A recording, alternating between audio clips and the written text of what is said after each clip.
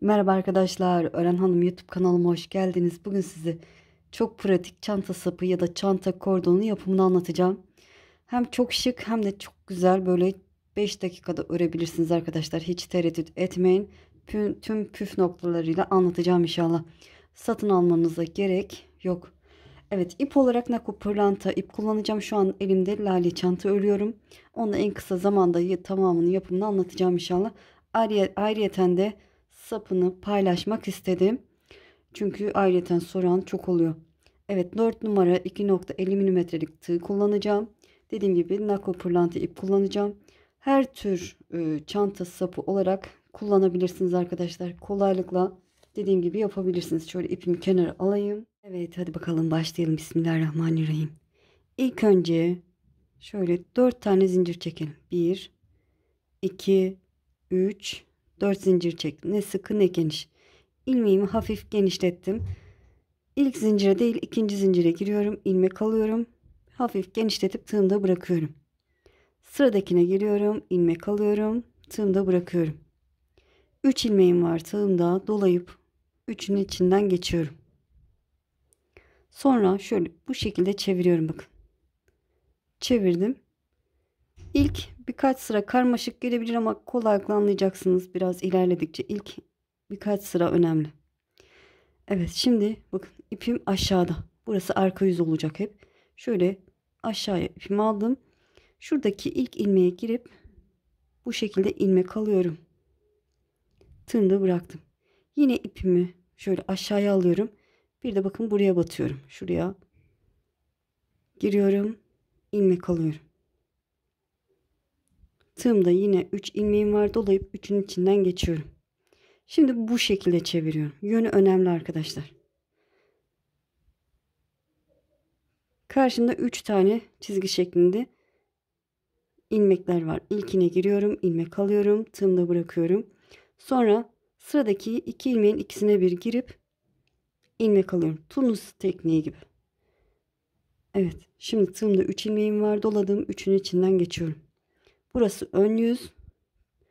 Bakın, çevirme yönümüz önemli. Bu şekilde arka yüzü çeviriyorum. Arka yüzde ip hep önde olacak. İlmeğim hafif geniş. Burada 3 tane ilmek var, bakın. Bu 1, şu 2, şu 3.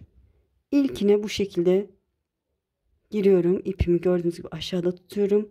Bu şekilde içinden ilmek çıkardım. Sonra yine ipimi kendime doğru aldım. Parmağımla tutuyorum. Bu ikisinin içine giriyorum. İlmek çıkartıyorum. Tığımda 3 ilmeğim var. Dolayıp 3'ünün içinden geçiyorum.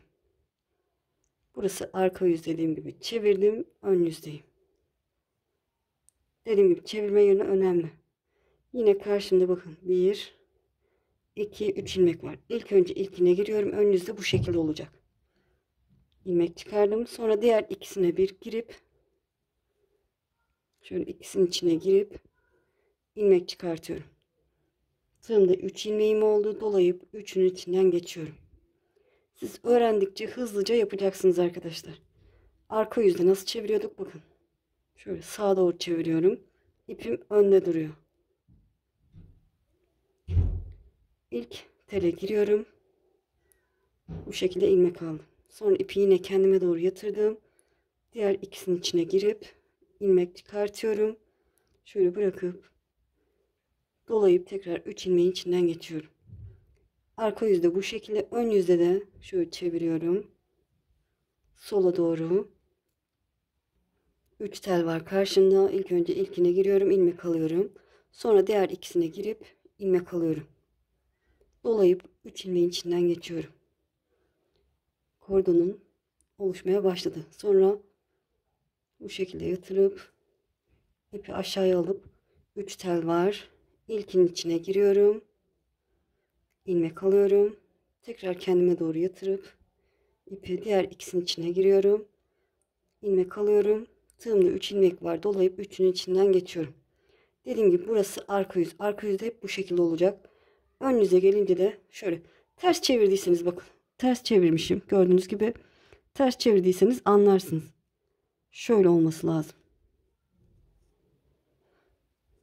Evet. Ön yüzdeyiz. O yüzden İlk tele girdim, ilmek aldım. Sonra diğer ikisine girip ilmek alıyorum. Dolayıp 3 ilmeğin içinden geçiyorum. Arka yüze gelince şu şekilde çeviriyorum.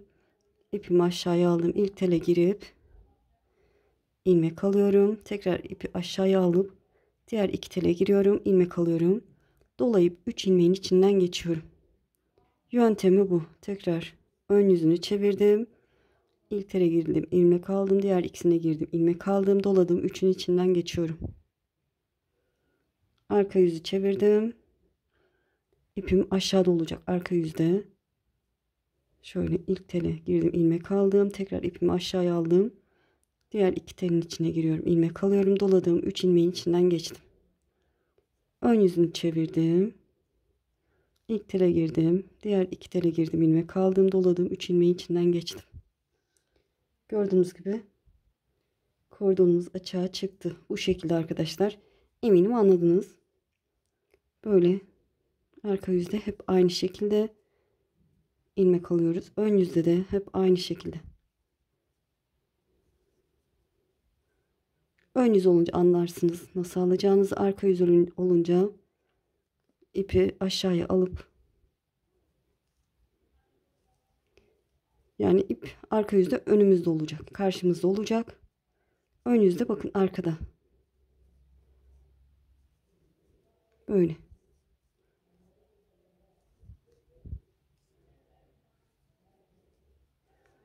Evet, dediğim gibi bu kadar kolay. Ben biraz daha ilerleteyim. Sonrasını size göstereceğim. Evet, gördüğünüz gibi biraz ilerlettim. Çok hoş, çok şık duruyor. Çok farklı. Şöyle arka yüzü bu şekilde. Dediğim gibi anlarsınız zaten nasıl yapacağınızı. Detaylı anlattım diye düşünüyorum. Takılırsanız da yorum kısmına sorabilirsiniz arkadaşlar. Takıldığınız yeri sorabilirsiniz. Böyle. Şöyle ben bir de mor renkle denediğim, gördüğünüz gibi. Bu da çok hoş, çok güzel oldu. Böyle. İnşallah anlatımdan memnun kaldınız. Beni izleyerek yaptığınız için çok çok teşekkür ederim. Kanalıma abone değilseniz abone olursanız sevinirim. Videolarımı beğenip paylaşırsanız, yorum yaparsanız bana destek olmuş olursunuz. Abonelik ücretsiz arkadaşlar. Hiç tereddüt etmeyin. Kesinlikle hiçbir ücret yok. Böyle bu tür modellerin daha fazla gelmesini istiyorsanız yorum kısmına istiyorum yazarsanız sevinirim. İnşallah en yakın zamanda da çantanın yapımını paylaşacağım. Sizi çok seviyorum. Kendinize iyi bakın. Allah'a emanet olun. Hoşça kalın.